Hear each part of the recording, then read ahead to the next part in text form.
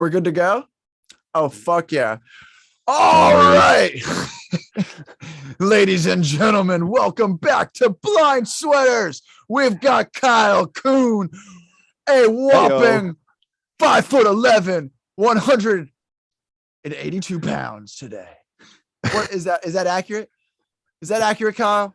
That's not too far off. That's, you packed an extra 5 pounds of muscle onto me, but I'll take it. Dude, I gave like my weight as of today, and I just wanted to call us even. There we go. I've been packing on that summer fluff. Nice. I think you're supposed to do that for winter because we're supposed to hibernate like bears. But But Emily, my lovely fiance, says that happens in the summer for her because of something like she says it gets too hot and it makes her skin something. I don't know. I was like, no, it's because we go too hard and we eat more and we drink more during the summer because you don't work during the summer because she's a teacher, so she gets the summers off. Yeah, and she gets to enjoy her summer. Yeah, and by default, I enjoy it with her. That makes total sense to me. Yeah, we just went to Cancun, got back from Cancun. I think that's why we haven't done an episode in 3 months, because I was in Cancun for 3 days. That for some reason adds up to me. You had to recover from those 3 days. You know? I had to prepare for a month and a half and then recover for a month and a half. Exactly. No, actually, I think, dude, I've been the one you're taking the blame. I'm always willing to fall on the sword, man. I mean, like I've been like globe trotting, like racing. Harlem Globetrotters. Not quite that cool, but doing backflips and slam dunks. I wish in my dreams. Dude, you did tell me once you wanted to be Michael Jordan. I did want to be Michael Jordan at one point. I wanted to be a short white Michael Jordan. Yes, dude. That's what I wanted to do. What's wrong with just being the real Michael Jordan? Because there's only one real Michael Jordan. well, what? Okay, so what gives, Kyle? Why avoid me? First of all, we were planning on doing an episode like 4 weeks, like 3-4 weeks ago, I think, right? Yeah. Tell me what happened. Refresh my memory. Yeah, and I think what happened was someone contacted me. They wanted me to do some guitar pieces for a documentary that they're making about our the Race Across America bike race that I did 4 years ago. Yes. And I said, and they were like, we need this done in like a week and a half. And I was like, guys, you do realize I'm happy to do this, but like I don't have a professional recording setup. I like don't have access to a recording studio. But it would have been a lot. It would have been a lot for me. But I said, but I know a guy. Wow. Probably the most talented blind guitarist I have ever heard or ever played with in my life. Here's his email. This guy's name is Jared Hara. And how tall is he? It's a good question. I think he's 5'1", 250. No, he's chunkster. No, man. This guy's like 6'7", 100, 6'7", 300 pounds, 4% body fat. I was thinking more like 2% body fat. Just want big bushy lumberjack beard. This guy is just a rock star. My bro, Jared Hara. Yeah. Yep. Coming in. Yep. Yeah. I saved the day. I want to add to this story because totally. I passed it off. I was like, bro, you gotta save the day for me. It's good to network. It's good to have your friends in mind when you have work for them, because that's how we word of mouth is how we get people jobs and opportunities. But I do think you put a big task on my shoulders for that week and a half. I did, bro. And first of all, I crushed it. It did a great job. It came out beautiful. Of course it did. Yeah, it was actually. I would not have handed it to you if I didn't know you could handle it. Thank you. I appreciate that. But no, it was really it was very cool music. It was all acoustic, like finger picking. Nice. The composer Steven wrote beautiful music with a lot of guitar in it. And the reason why there was a lot of guitar in it was because of scenes in the documentary that have to do with you playing guitar. The whole thing was based on you playing it, which is so funny because I'm like on the phone with him. He's like, yeah, these parts really, were written for Kyle to do because there's like scenes that show him as like an artist in the movie and all. And I'm like, oh, cool. So I'm just the guy to be what Kyle, like, I'm playing what you are supposed to be representing in the movie. Apparently. Apparently. I had no idea about that. Like Steven literally like he had asked me like months ago, like, hey, he's like, would you consider doing like a little guitar piece? If I wrote a little guitar piece, like, would you consider doing it? And we put it in the movie. I was like, yeah, sure. Like, no problem. Just give me plenty of notice. So, and then like he contacts me. He's like, I need to start in a week and a half. I'm like, bro, I told you to give me like time. Like everything, it's going well for like 3 days. Like there's like 5 songs to record, and like everything, it's literally going really well for 3 days. Like I'm feeling like, oh my God, we're gonna get this done in no time. Yeah. And then we get to the 3rd song and it just completely kicks my ass. Like every little thing about it. Okay, so I did it.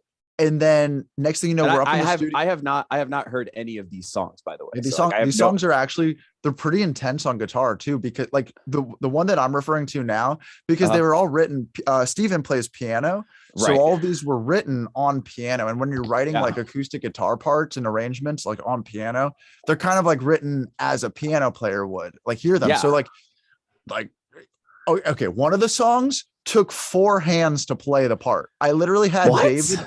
Yeah, because I'm holding out these root notes and like the bass on the like the low strings, and like the 20th fret is being tapped at like the highest part.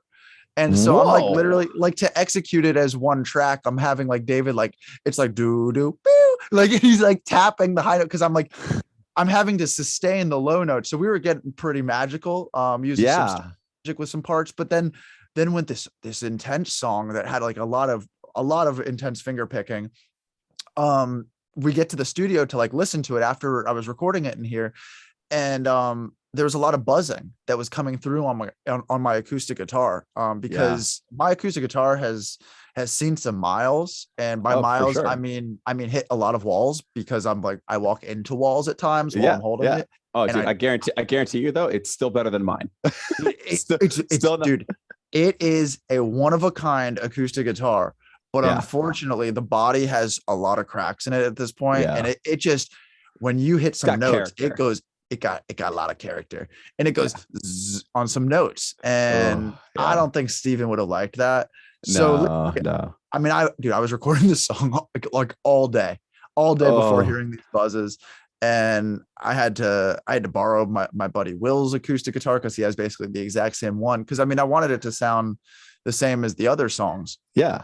And so we roll with it and we make it happen. But I was because this really comes down to, because you are so busy, you have so much going on in your life. I love that I can help out when there's No, dude, you saved my ass. You saved my ass on this. No. And like, and the funny thing is, like, Steven emailed me. He's like, I got another guitarist lined up. I'm like, no. He's awesome, by the way. He's a good dude. He's a really good dude. He's a really, really good dude. He's man, and he cares. He really cares. He really cares about the arts. He really cares about blind and visually impaired. Very much so. Musicians. I mean, because he himself, he's VI, and and he runs this really incredible foundation that tries to get people into the arts, like whether that's music or painting or sculpture or anything. Like it's like he does some super cool stuff, and like it's very genuine. Yeah, and I was like, no, dude, like, number one, like, if I can't do these guitar parts, like, there's only one guy that I know will represent me on guitar the way I would want it to be represented, and that's Jared. So I gotta send you the songs. I really should. Because I just got send me some of the songs, man. I like send me the songs. Like I actually really want to hear them. Because I haven't seen the documentary yet either. So it's always cool to hear like a movie score, because it's so different than writing a song. I mean, it's all about like building intensity with like these like ominous tones, and he did a wonderful job. Like when you crank it in the studio, it really like there's moments where it's just like rumbles the room. It's like all these like low hits and stuff. It's intense. It's really cool. Awesome. I'm excited to see the final the movie with the journey from, because that's from sea to sea. Yeah. So it was so we started in Oceanside, California. Started at basically the Pacific Ocean, and we the finish line was Annapolis, Maryland. So finished at the Atlantic Ocean. So how long did that take? For us, that took 7 days and 15 hours. So and like just over 7 days, 15 hours, and like 3 minutes or something. Like were you staying like staying in hotels? What were you doing? No, so we so the way we did it was we had 2 RVs, and we had 3 15-passenger vans. So 2 of the 15-passenger vans were used to be like on the road support vehicles and shuttle vehicles.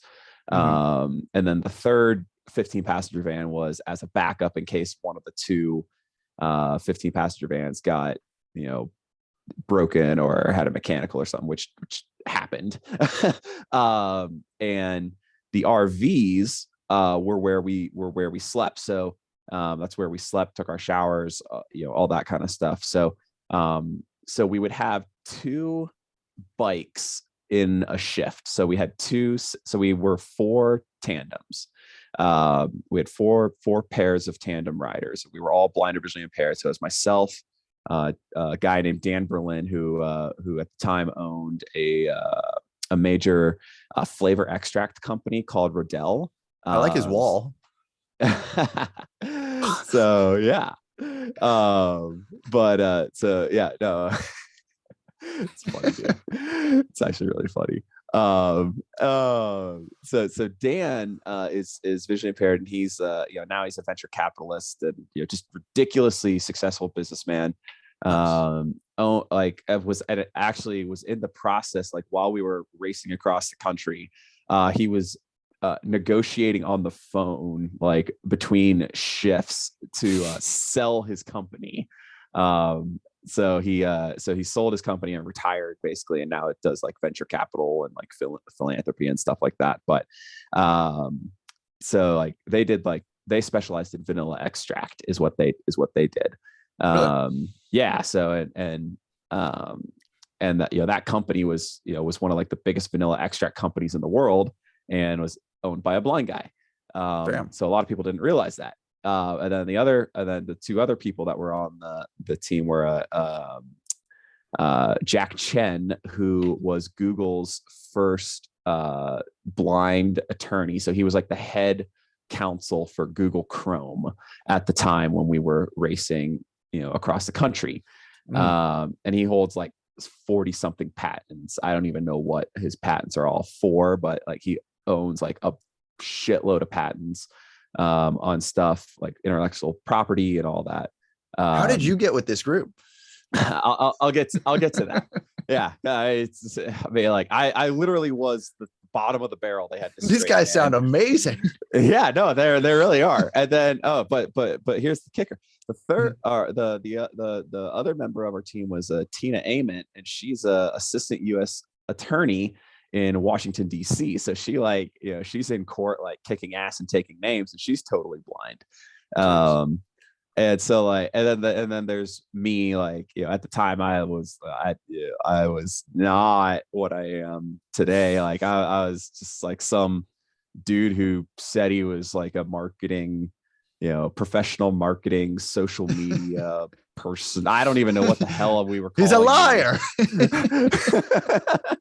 But basically I'm just like along for the ride. I'm like, yeah. I guess they needed someone to like fill out the team, because the whole point of this was to show that like people, blind people can be successful on and off the bike. Did you win? I mean, so like we were the only team of blind, stokers in the whole race. We were the only 4 tandem team in the race. So yeah, I mean, technically we won. What?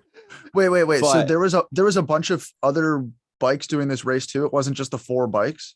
Yeah, there's a bunch of other bikes doing this race. It's a massive race. It's a big race. Really? You guys just had like a team in this race? Yeah, we just had a team in the race. Okay. So there are people that do it as a single bike, and they take like 10 to 12 days to finish. And then you have teams of 2 to 8 bikes. So and all of the teams. So if you have 2 to 8 bikes, you have to finish in under 9 days. And then if you have one bike, if you have one solo rider, you have to finish in 12 days. So yeah, it's an epic race, dude. Would you do it again? I would do it again with the right collection of people. It is me on the front. Might bring you along for the crew and like entertainment. It takes us 400 years to cross the finish line. No, man. So yeah, it's a really epic journey and a really epic thing to do. Nice. But yeah, no, like we I mean, I think I don't know if we've talked about it before, but the employment rate for the blind and vision impaired community is ridiculous.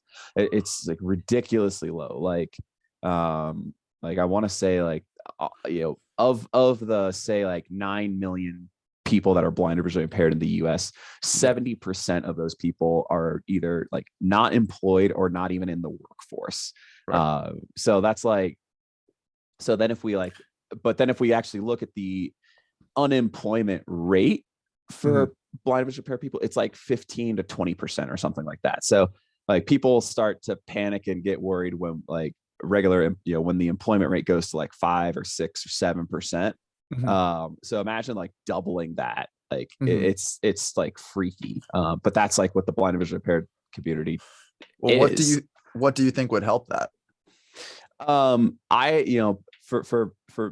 For me, and like this is kind of what we were trying to show in the when we did this race, was that look, like number one, you have to show people that it is possible. So like we had these 3 incredibly successful business people, 2 lawyers, business people, and then me as kind of the up and comer, the younger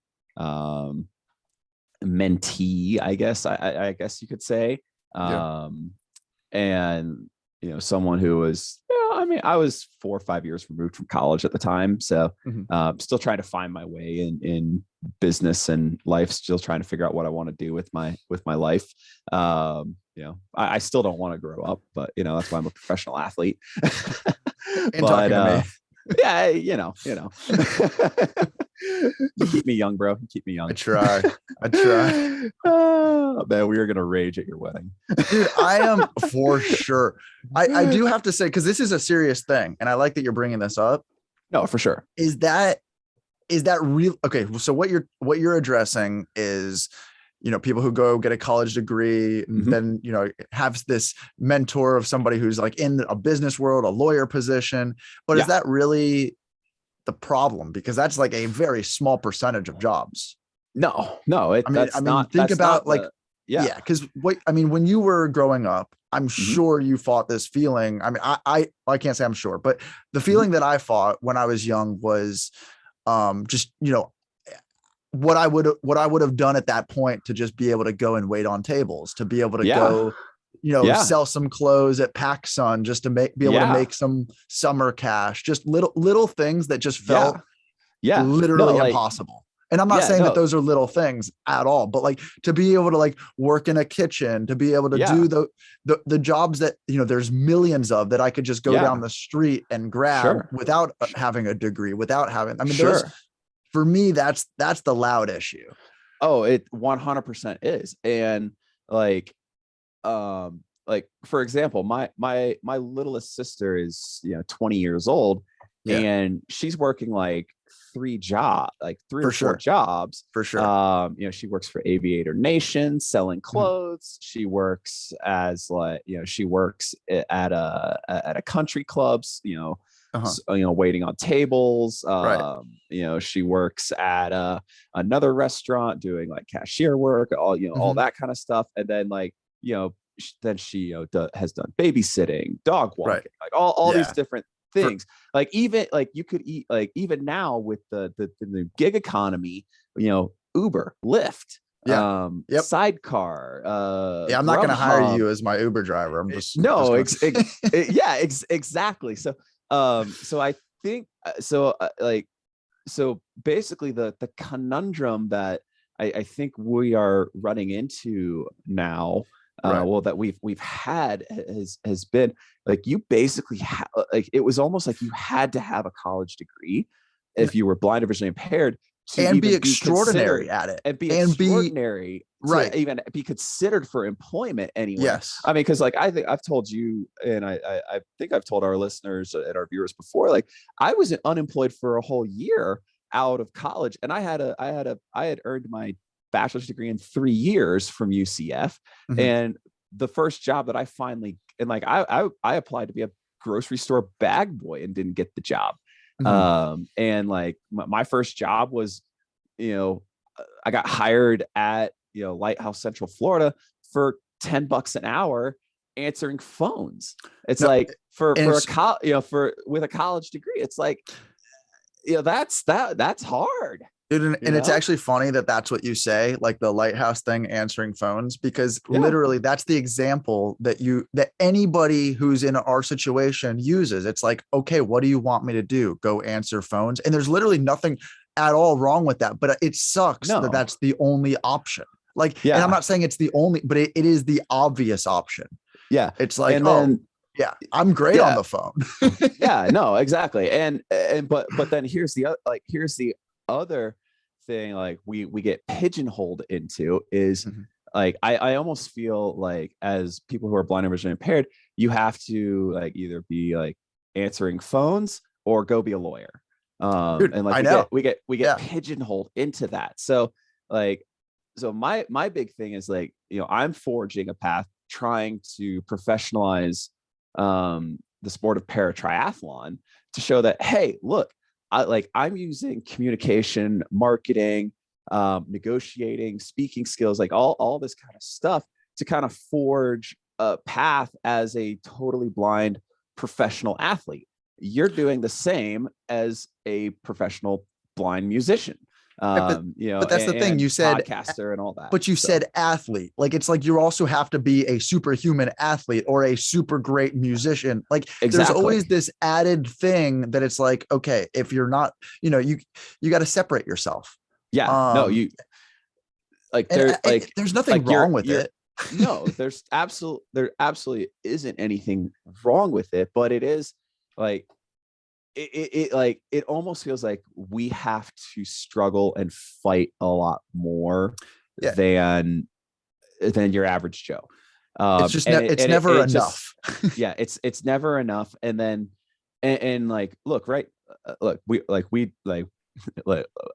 this actually is kind of turning into a serious, like deep episode so far. We'll get back to the lighthearted shit. Don't worry, guys.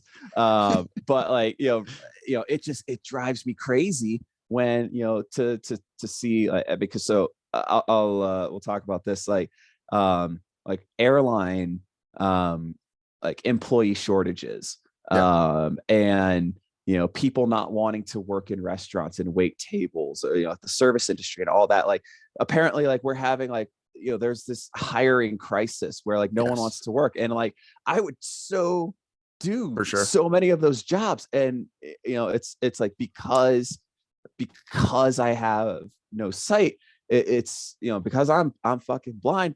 There's a lot of times where people are like, I don't think you can do this, but then like, you know, bring it up that, you know, I fucking race a bike across the country, or I'm, you know, one of the, you know, I'm like number 2 in the world right now in triathlon. It's, you know, it's like, wow, that's amazing, but you can't work on a computer in an office. So and there's something in your mind that will, because you can't do that thing, there's something in your mind that will always feel like how nice it would be to just clock in, clock out, get your paycheck, and live your life outside of that in some way. I'm sure of that, because, and it's not 100%. Saying that, and there's problems that come with that too. There's problems that come with every situation, no matter where you work, what situation you're in, there's always issues, but because it isn't an option for you, you want it.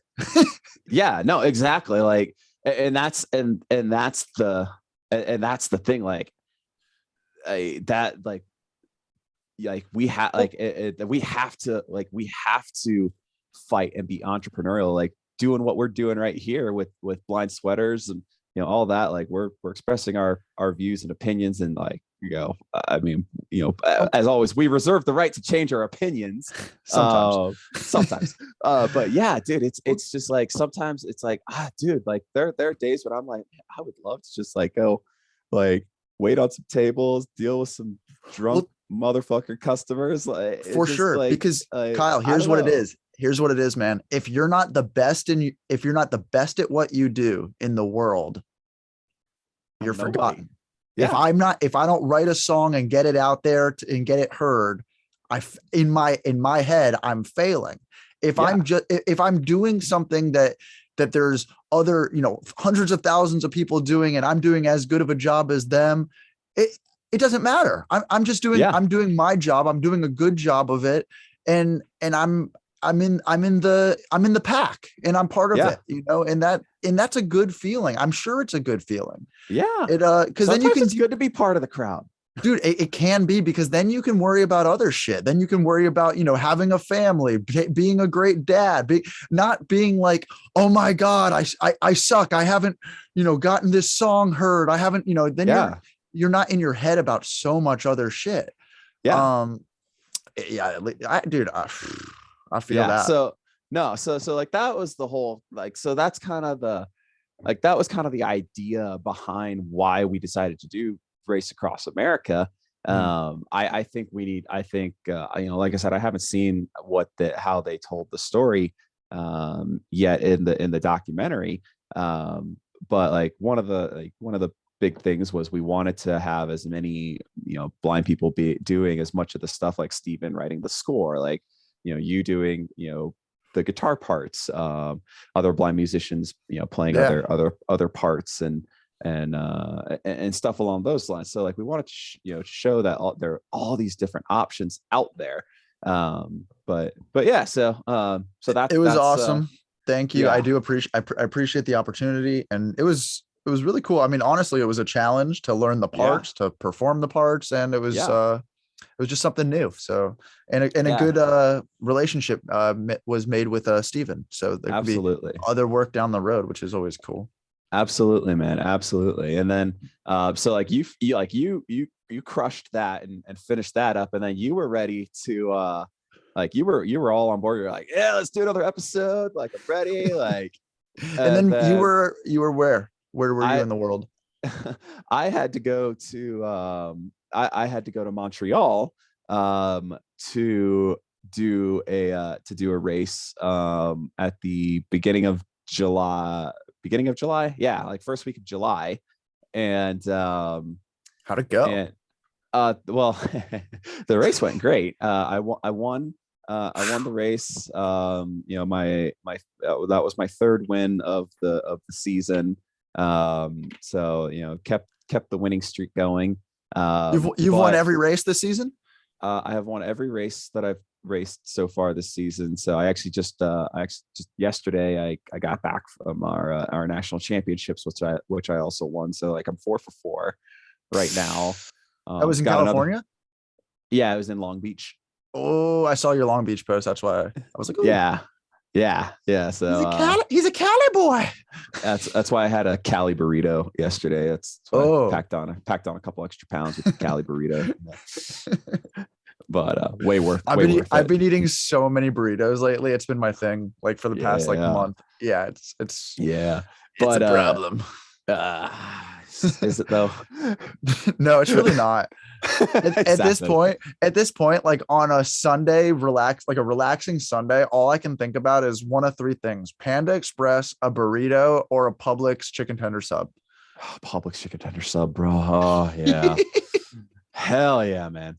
And honestly, I could probably get all three. Of course. So okay, so what happened in Montreal? Yeah, tell me about Montreal. Well, like the race itself was actually pretty boring compared to what happened prior, like during travel. So airline industry right now is just like they're short staffed. Flights are getting moved all over the place. You weren't helped out at all, is what you're telling me. It made it. We had some travel challenges. Let's just say that. So like we were supposed to fly out on Tuesday morning, and we were supposed to fly from Colorado Springs to Chicago. Well, that flight got delayed. I don't know why. Who knows? And we were going to wind up missing our connecting flight from Chicago to Montreal. So we scrambled to try and figure out, okay, can we get to Denver and then fly from Denver to Montreal? And so we figured out a way to get from Colorado Springs to Denver. And then we were going to fly Denver to Montreal. And it was still going to get us in that, Tuesday night. It was going to be late, but we were going to be able to do it. And so we get to Denver, we get on the plane, and we take off, and like it's like 30 40 it's like 40 45 minutes into the flight, and my guide Zach opened up the window and looked out the plane window, and he's like, why can I see the ground like really clearly? Like really clearly, like I can identify stuff on the ground. Like we're not flying at like cruising altitude. This is very strange. This is already a great story. And like I'm kind of like dozing, and then like I wake up, and the captain of the plane comes over the loudspeaker, and he's like, attention, ladies and gentlemen, we're having some altitude issues. Don't panic. We just don't have any pressure in the cabin. So we can't fly at more than 10,000 feet. So we have to make an emergency landing. We're trying to find an airport right now where we can do that. We don't have enough fuel to get you to Montreal right now. So people just start freaking out. Like, well, not most of the plane is fine. They're just like, oh God, like what's going to happen? I was just like, all right. And this is how I die. That a boy. Yep. I'm like, all right, I got no control over this. I'm just gonna sit back and let I hope this pilot knows what he's doing. No, but there were a couple of people that were just like, they were really scared. But the cabin crew did an amazing job of just being like, everyone stay calm. It's gonna be okay. We'll find an airport to land at. So we actually had to fly to Minneapolis, and Minneapolis was the closest airport at the time that we could get to.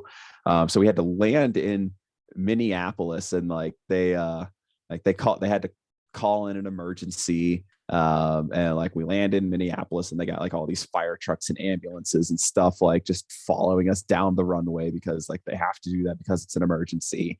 Like everything was fine. But so we get off the plane, and there's nobody from Air Canada to help us out in getting a hotel. So we had to call around, find a hotel, and book ourselves into a hotel. And so of course, like the only one that was available was like $300 a night per person or something ridiculous like that, or like $300 a room. So so like we had five people, so we got 3 rooms.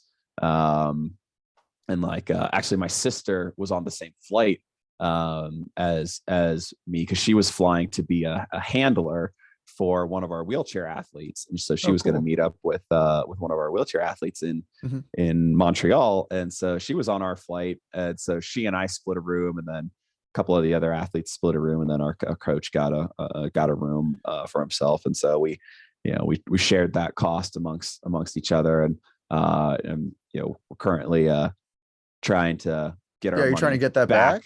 Trying to get that back from Air Canada, and we're also trying to see if we can get some some flight reimbursement or something like that. So they didn't help you get to Montreal after this.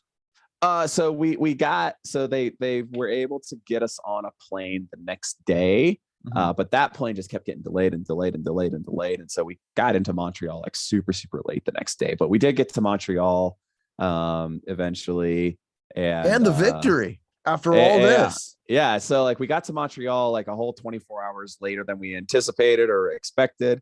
Like we got in super late, had to build our bikes up.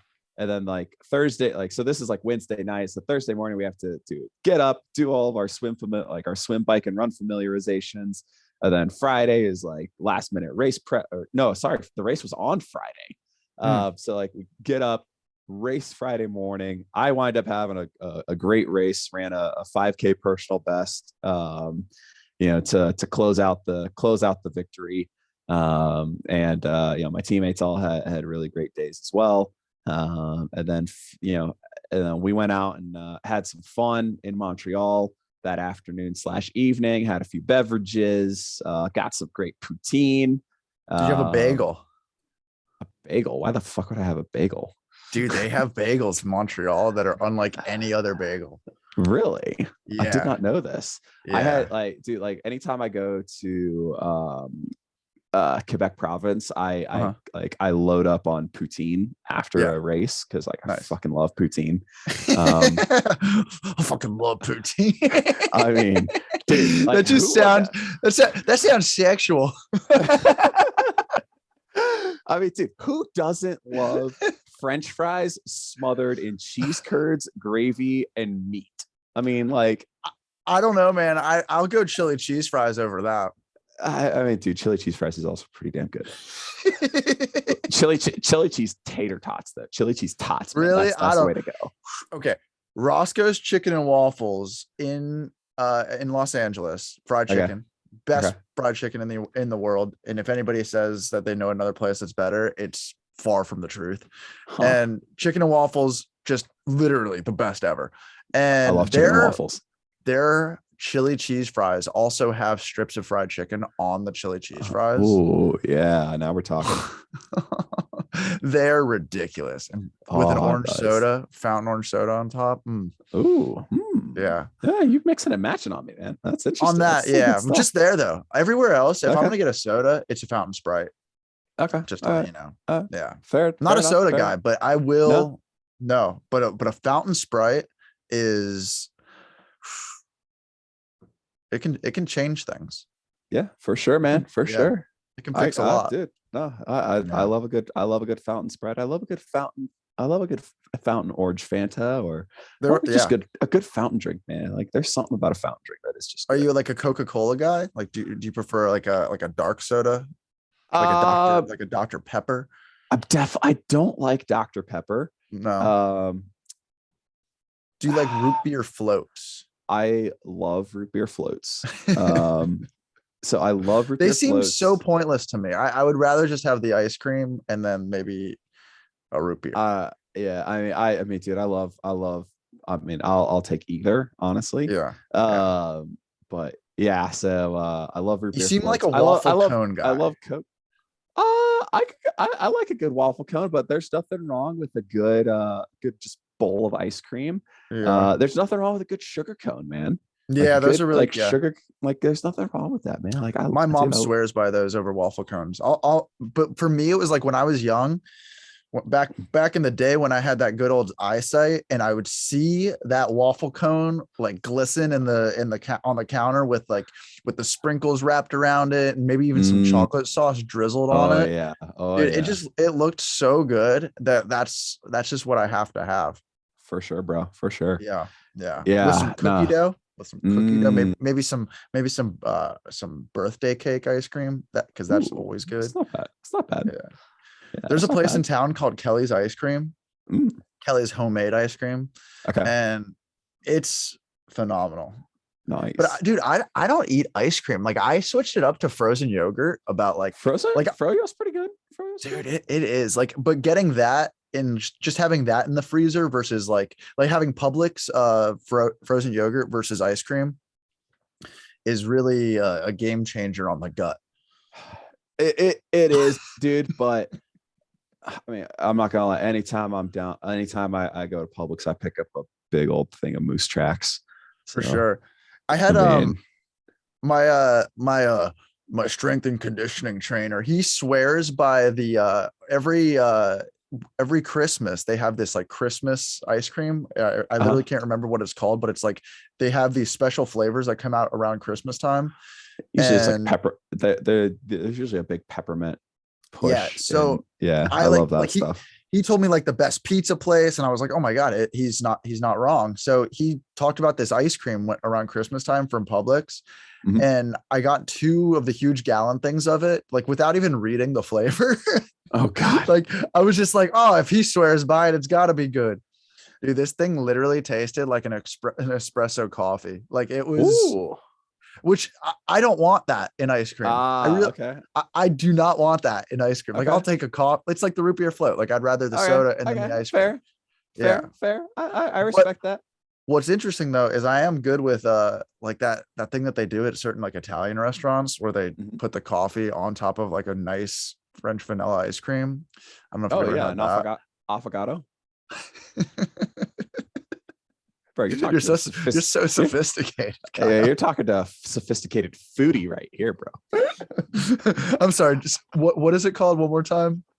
Foodie? Sophisticated foodie? No, the fucking dish. Oh, affogato. There we go. It's basically a affogato. It's basically a root beer float, but ice cream. No. It's not a root beer float. A root beer float is for like carnivals. Dude, we a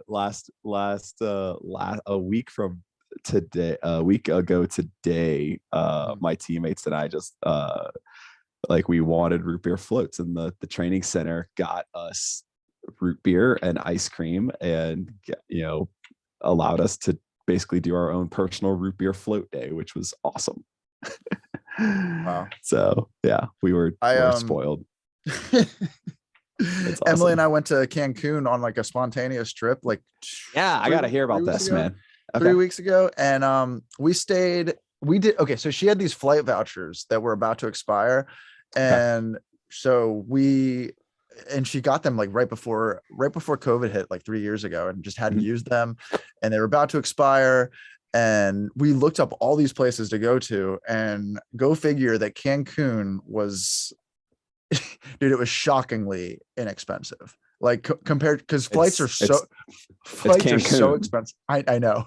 And but go figure, it was way less than traveling everywhere else on planet Earth. Doesn't surprise me. Okay, cool. So we then found a awesome all-inclusive resort that I've never stayed at. I've never stayed at a place like that before, where food, alcohol, everything is just done. It was basically a cruise ship on land. And so it's like one of those sandals resorts almost kind of deal. It might be. This was called the Ria Las Americas, I believe it was what it was called. And it was a huge palace. Like the whole place like looked like a palace. Nice. And it was really nice. They had 3 pools. They had a party pool. They had like 2, like the party pool had like a swim up bar in it. It was right on the beach, like a really nice part of the beach too. Like they kept it really clean. And they said that they had like entertainment there every night. There was like 6 restaurants on site. So like you didn't have to go anywhere. The food was not good. Oh, it was bad. Oh, and we're talking like, this is why I transitioned to this, because we're talking about being foodies. Yeah. And So you get there. Okay. We got there. We checked in. While we're checking in, like somebody comes up to you and like literally is like, what do you want to drink? Like while we're checking in. And we're like, huh? Awesome. So we get like our first drinks like just brought to us. Like it was great. Dude, then we check into our room, which was really nice. Like everything about this place was really beautiful. And balcony right overlooking the beach.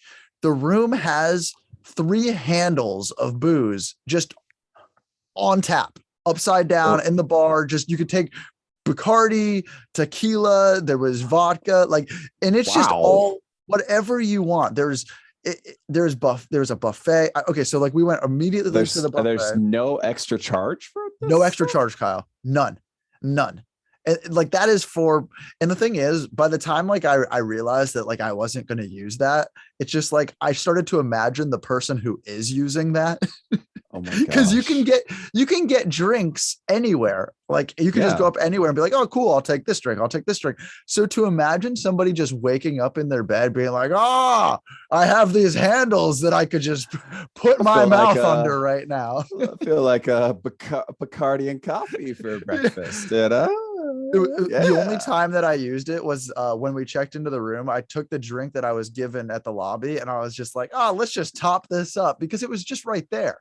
So why wouldn't you do that? Yeah, why not? But dude, it was great. I asked what like the best restaurant was the first night, and they were like, "Oh, it's our Argentinian steakhouse." Okay, and I'm sure it was an outdoor restaurant. It overlooked like everything that was like the beach and everything. It was really, really great. Yeah, except for the steak. Oh. So first of all, how did you ask them to cook the steak? Dude, it wouldn't have mattered. That's the thing. Like it wasn't meat that should have been cooked. That's what sucks. Yeah, I know. I'm really not like a picky person when it comes to food. I'm actually very I love great food, but I'm just appreciative of food. Sure. Oh, and but this was one of those things that like it was nice to know that you weren't having to pay extra while you're sitting there at the restaurant. That is one of the things that it was like, okay, cool. We're enjoying our time together. Cause it would have been like, well, if it had been good meat, then you would have been stealing. Dude, then I would have been stealing. Because it's an all-inclusive thing. They give you they have to have most there's a way they have to have a way to make their money. They really do. Yeah. And I learned that this way, and I'm not going to say the hard way because we had a wonderful time together. That night we went out to like the downtown Cancun area because after dinner we're like sitting there, we're having some drinks. There was like, because they kind of sold this place as like having like nightly entertainment, but like it's not the nightly entertainment that you want if you want to like go to like a club and like dance or whatever. So we're like, all right, and it was so funny because everybody was like, don't leave the hotel, don't leave. And then it's the first night and we're just like, it's about an 8-minute walk from here to like the main area of like downtown Cancun. And Emily's just like, you ready to go? And I'm like, yeah, let's do it. Big mistake, because your boy was wearing jeans and it was so hot. Like, and it's so funny to say this, but like, because I'm from Florida, like it's summer in Florida. It's humid. Like if I walk outside right now, it's hot. It's humid. Yeah. Grew up there, bro. For sure. It's hot. This was different. Oh, and I believe it. It's weird, but like, cause like, I'm not the kind of person that like, just like goes outside and just starts like having sweat pour off my face. But, in this situation, I think it was like a combination of, drinks, medical marijuana, and a lot of jeans on me that made me way too hot, and sensory overload of music coming at me from every area, like front, back, left, right, like back, left, like it was, dude, and it's all different music because dude. Okay. So I was fine. Like we're leaving the hotel. We're walking past all these other resorts. I'm feeling good. Then we turned to the area where it like got to like the clubs. And it's a very interesting feeling how you can feel like Superman. You can feel like like you can almost feel like you aren't blind. And then you get hit with all of the sounds on planet Earth. Oh yeah. And it shuts you down. Oh yeah. And I was shut down, and I'm not somebody who gets this way. Like, I'm not somebody who like normally lets like anxieties or like, cause it's not, dude, the thing is, it's not even like a mental thing. It became like a completely physical thing. Yeah. Like it was so intense and like sensory overload. And like, and let's be honest, like I don't speak Spanish. Dude, Emily can hold her own, which is hysterical. Like being a teacher. Awesome. Yeah. She was like talking to the locals. It was super impressive. That's awesome. Yeah, it was great. But like I hear everything going around me, like everybody speaking, which I can't understand. And then the constant just pumping of dance music from every place. And like, and I mean, it's like, you know, people are trying to get you to come into their place and they're like, oh, every place is, there's a cover charge to get in everywhere. And dude, it was so funny because I was just like, dude, I just started pouring sweat off my face and I'm like, I need some water or something. And it was so funny because we're just walking, and she loves collecting Hard Rock pins, like pins from like the Hard Rock Hotel. And she's like, oh, here's the Hard Rock Cafe.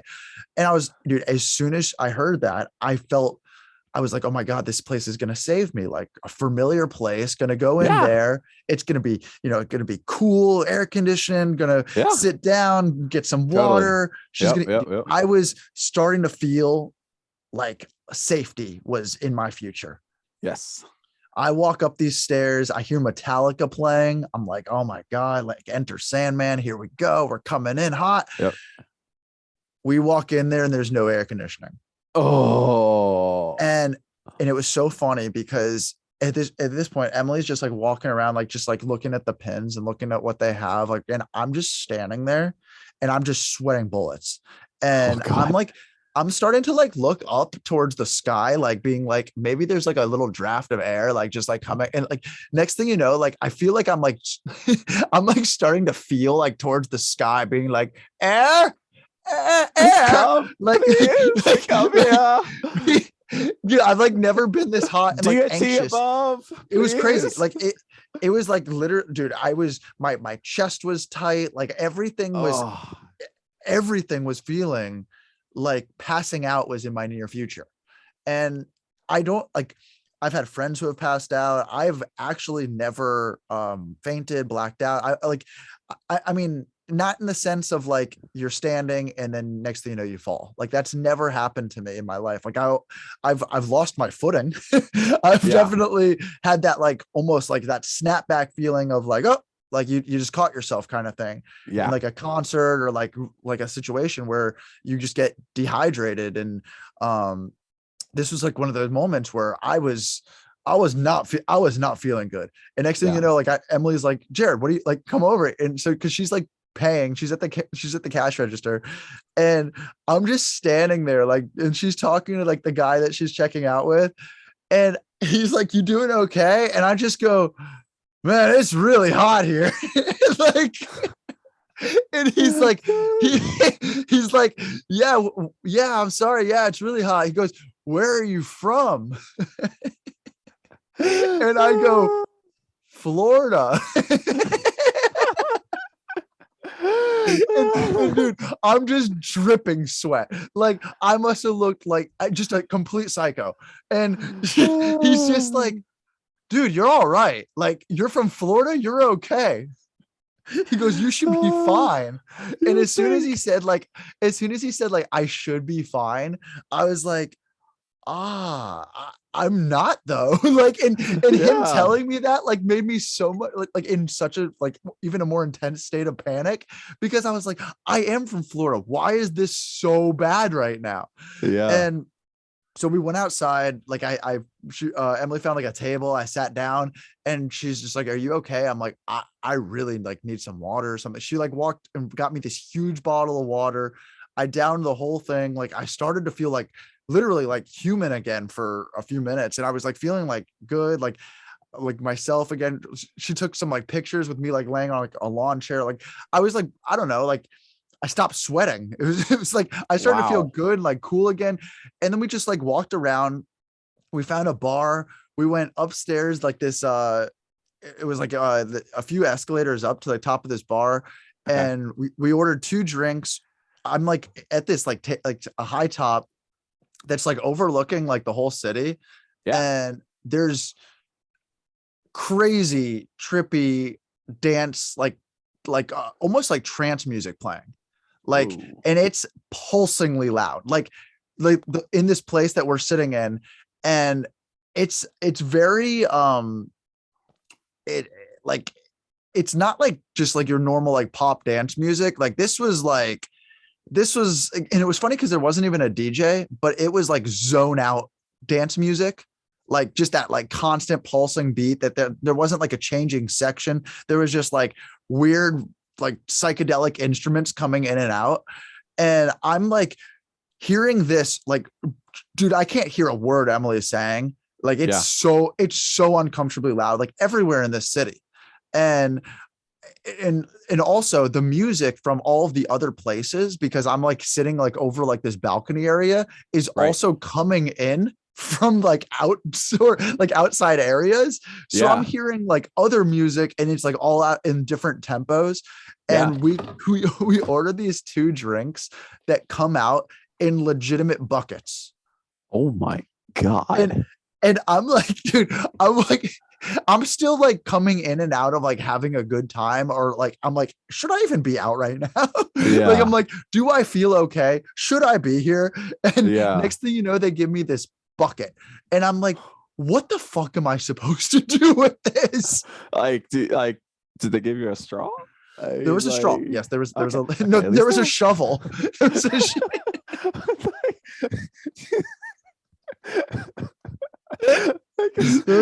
There's a shovel. They gave me some sand. They said, "Sir, you look like shit. Bury yourself."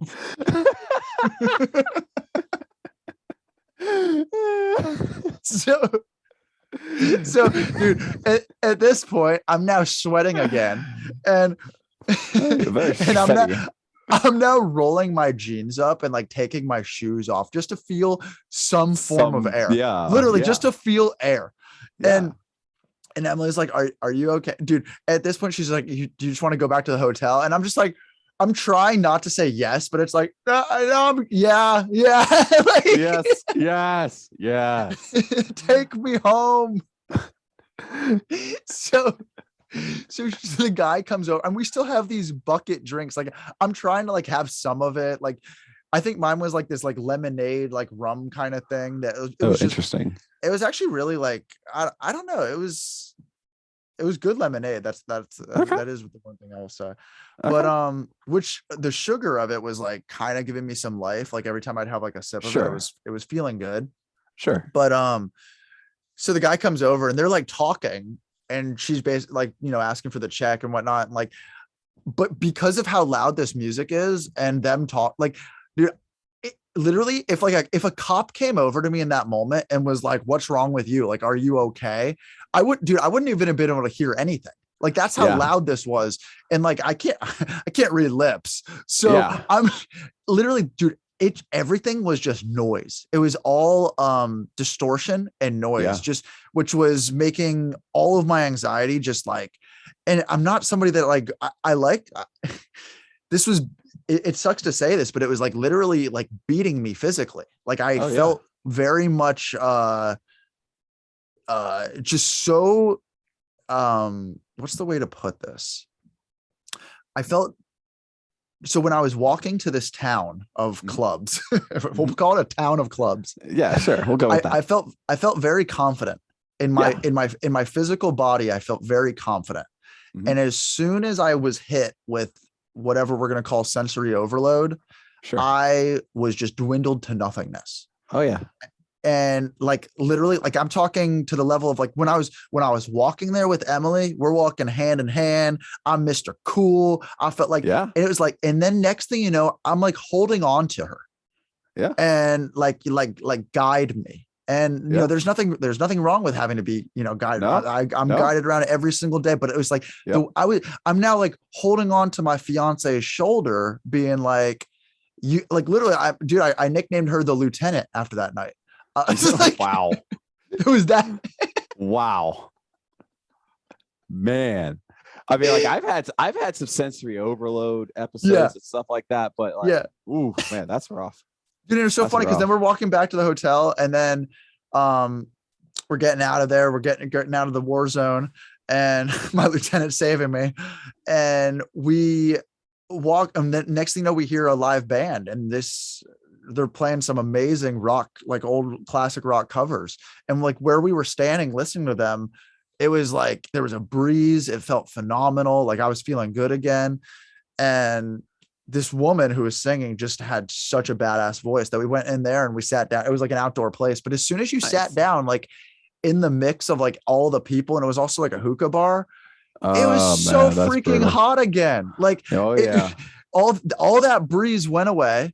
Yeah. I was sweating again. She's like, "How are you doing?" I'm like, well, I'm better than I was 20 minutes ago, but this sucks. Like, yeah. It just brutal. Yeah. And that was just the first night. and honestly, our nights did not get better. Oh, that's brutal, man. Like, that's brutal. Like you try to go and have a good time in Cancun. You got a free trip, basically. All you gotta do is pay for your entertainment. And like, oh, that's brutal, man. That's dude, brutal. I'm a liability. You can't bring me anywhere. That's why I'm coming to you. I'm somebody who should just be kept at home on my couch, because if I go out, I'm either gonna get somebody in trouble or somebody. It's not safe. It's not safe. Dude, when I come in October, I'll do my best to keep you safe. When I come in October, we're gonna post up in the studio. Like, we'll let the ladies go and like hang out, do whatever they want, but we just gonna post up in the studio. I'm gonna take you away because like you don't want to be all messed, all in the hoopla of the wedding stuff, man. Like I know you, man. Like you just want the lady to do what she got to do, and you and we just gonna go hang. We just gonna drink. I don't know how to just beverages. Yeah, I don't know how to just mildly have a good time. That's my problem.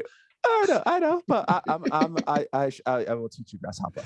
It's so funny because when you don't know how to mildly have a good time, it often leads to a horrible time. Oh, exactly. Oh, trust me, I know. It can be. It's so bad. Like there's nothing good about feelings of blood sugar swings, feelings of panic attacks, feelings terrible, of terrible. There's nothing good from that. It's like, it's very good to eat throughout the day. It's good to stay if you're on vacation. It's good to stay somewhat fit and just stay somewhat healthy. Than to go too hard is the moral of Cancun. If you're gonna be at a hotel with Mexican food, make sure you eat it every night. Don't wait till the last night to go get the Mexican food, because it was, dude, big mistake. Go figure. The Mexican food in Mexico is delicious. It's really good. Go figure. You don't say. Dude, the last night we're like, it's like 11 o'clock, like, or like, dude, that's like. I mean, dude, it's like you were eating. Fool me once, shame on me. You were eating taco hell when you could have been having like. I know, man. Bro, I had this. Yeah, I know. The last night, I'm like, they had this restaurant, a Mexican restaurant, of course, and it was. I feel like if I went to Mexico, all I would want to eat is Mexican food. Dude, because you're a smart man. It takes me a while. It's all good, bro. It takes me. I either never learn or learn the hard way. Well, I mean, but you learn eventually. Sometimes. So, but dude, so I didn't have a single burrito like while I was at the hotel or anything like that. But then we're at the airport. we made it to the airport. We're like in one piece. We're like, okay, cool. We're not in jail. This is great. That's good. And so I'm at the airport. It's like 9 a.m. and she's like, "Are you hungry?" And I'm like, No, Yes, I not at am. all. No, I No? really wasn't. It's so funny. I was like, no, I just want to get back. I just want to get home. Yeah. And then she's like, all right, well, there's it was like a assembly line Chipotle kind of place, but a place that Okay. you never heard of. So it was like their local, whatever. Yeah. And it's in the airport. It smelled incredible. And she's like, I'm gonna go check it out. They have tacos and whatnot. And so I'm just like standing in line. I had no intentions of ordering food. And she's like, they have burritos. I'm like, oh, I fucking love burritos. Yeah. And next thing you know, she's like, do you want the regular size or the grande? And I'm like, Oh, well, I'll take the grande. grande. Like, how different is it? They hold up like one tortilla and then two. So she's like, oh, they look about the same size. And I'm like, all right, then I'll just get the grande.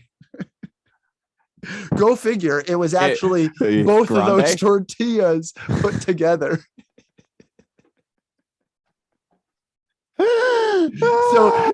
So she's holding up two tortillas because they use two tortillas to make the grande. It's like literally, it's like a 2 foot long burrito. It's like when they say it's grande, it means it's grande. It ain't like the US where like we got, where they try to say the small is the large and the large is the jumbo. It's like no, like they actually say like you want the Big Daddy, you got the Big Daddy. I went from not being hungry, like I was like, no, I'm good, like I'll just get something in a few hours, that kind of thing, to literally crushing probably a 2,000 calorie massive burrito.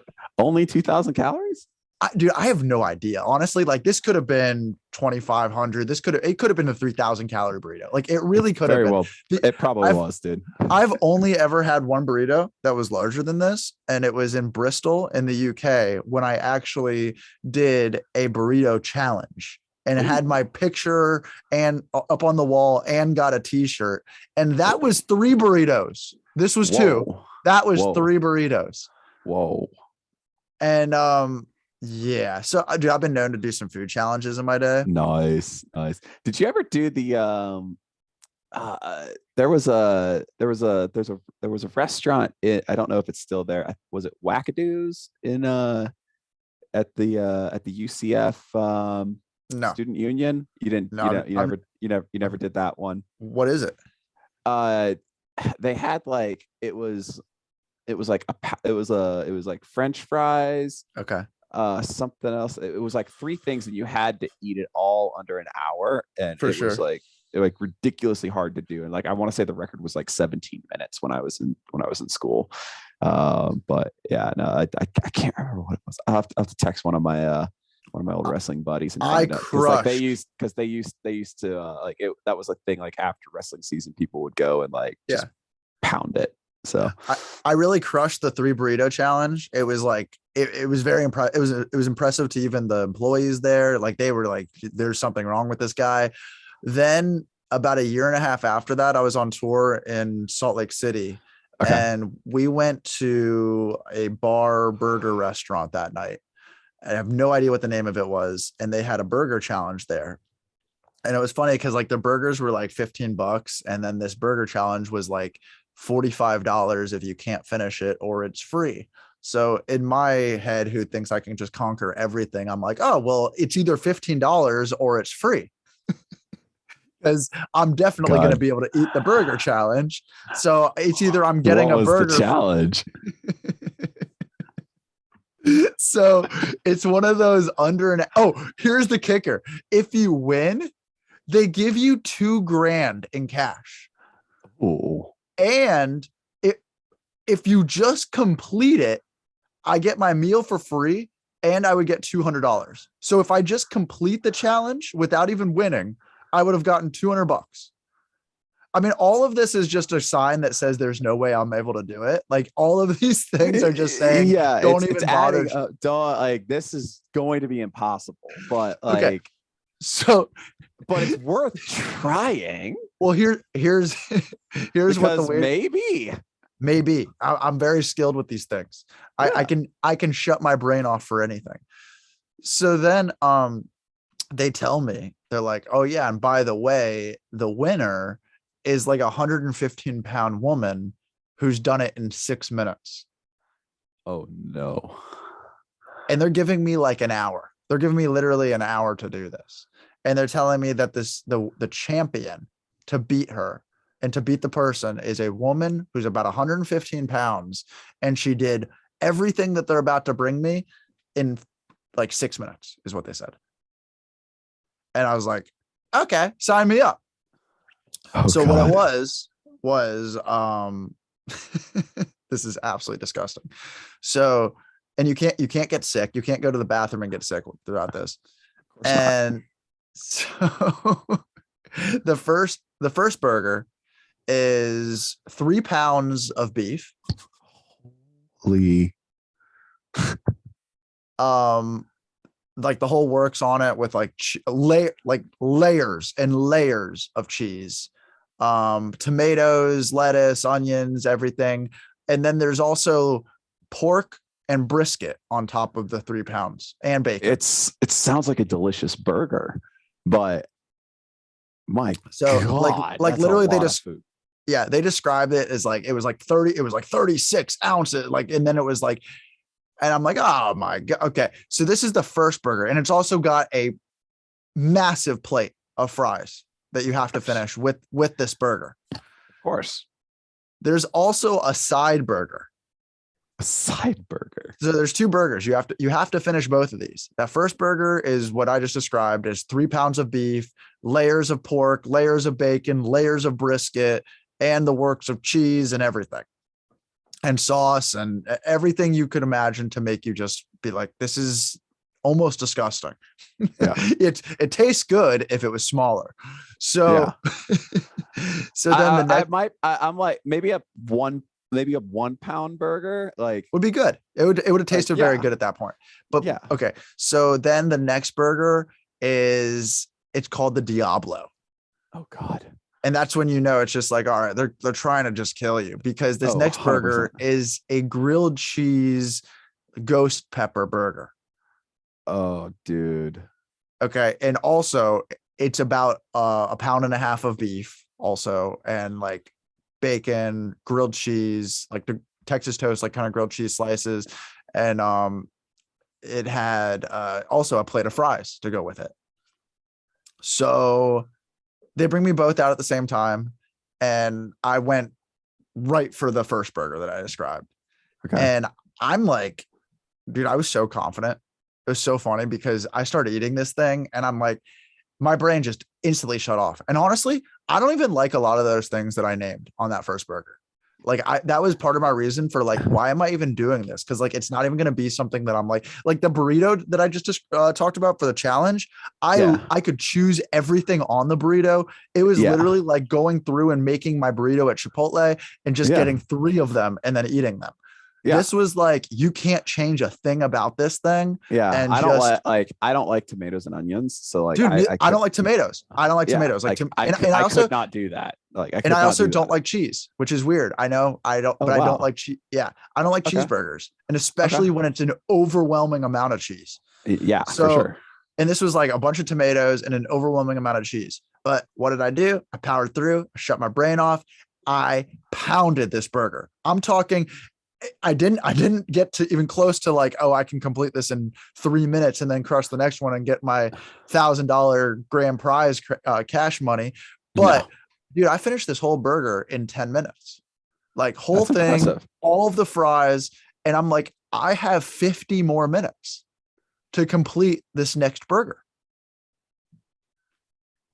What happened? I think you should have gone for the first. I think you should have gone for the ghost pepper burger first. Dude, and then tried the dude. That's exactly what I should have done. Yep. That's exactly what I should have done. But the thing is, I didn't do that. Yep. And by the time I finished this burger in 10 minutes, and then it took about 30 seconds for it to hit me of what I just did and what I just put in me. Yep. Dude, I actually waved the white flag. I could not go on.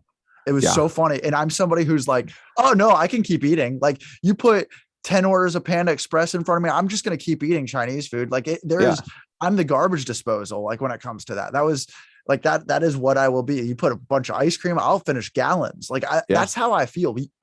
Dude, this was different. This was a different feeling. It it was so funny because they came over to the waitress came over and she's like, how's it going? Like, oh my God, you did so well. And I wasn't even about to like sell her like a story of like, oh yeah, I'm just waiting a few minutes before starting. I just go, I'm done. Yep. I didn't have a single bite of the other one. I was just like, give me my check.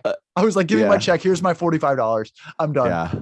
Yeah. Well, I mean, the only other like, so there's two ways to tackle that challenge. You either go for the ghost pepper burger first and like annihilate your taste buds so that you then you annihilate that in like 4 to 5 minutes. And then like, so what I would have done, like, did you have to do could you have eaten the burger and then all the fries, or did you have to go? No, I could have done that. Yeah. No, I could have done. Yeah. So what I would have done is I would have done the ghost pepper burger, then the massive monstrosity burger, and then I would have just for the rest of the hour I would have just kept going fries. Picking at fries. Yeah. Picking at fries. Like that's how you complete that challenge in the hour. I don't know how someone does that in 6 minutes. Dude, it doesn't make any sense. We've been going to Gators Dockside for trivia nights on Wednesday, where trivia nights they also do bottomless boneless wings. Yeah. With bottomless fries too. Ooh. Dude, it's such a dangerous experience for somebody like me because I'm like, oh, we could get more wings. Like, oh, where are my extra fries with this? Like, even though I don't need them anymore, like I just keep going. I really don't know how to stop. And dude, every single time I wake up in the middle of the night with the driest mouth you could ever have. And I believe it. It's so funny because I'm just like, what is that different about eating those oily, greasy, fried wings than anything else on earth? Yeah. It might just be the amount. I don't know what it is. I mean, but it's fun, but I can't do it every week. I can't do it. I can't do it. Yeah. That would kill me. I can't do it, man. God, we did win $5 though at trivia. It was pretty awesome. Look at that. $5, man. $5 that buys you like quarter of a gallon of gas these days. It's true. It's true. It's true. It's so crazy. I've missed you, my friend. This is bro. I've missed these. We are gonna do. Let's get back to it. We got to get back to it. Let's plan an episode for good old Saturday, our normal recording days, and let's get back on it, man. The people have missed us. Heck yeah. Our tens of fans have missed us, bro. I think so too, man. And I think so. we keep at it. BT dubs, man. Like my YouTube following has like doubled since we started doing blind sweaters. So thank you. I don't think that has to do with blind sweaters. At 100. I have done like no other content except blind sweaters on my YouTube channel. So it's definitely like I've gone from 4 to 8.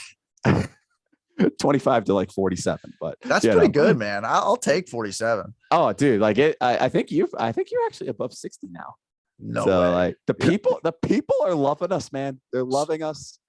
I don't know if I told you. So my camera was broken for like the last month and a half, 2 months, getting repaired out in California, and we just got it back like 2 days ago. So.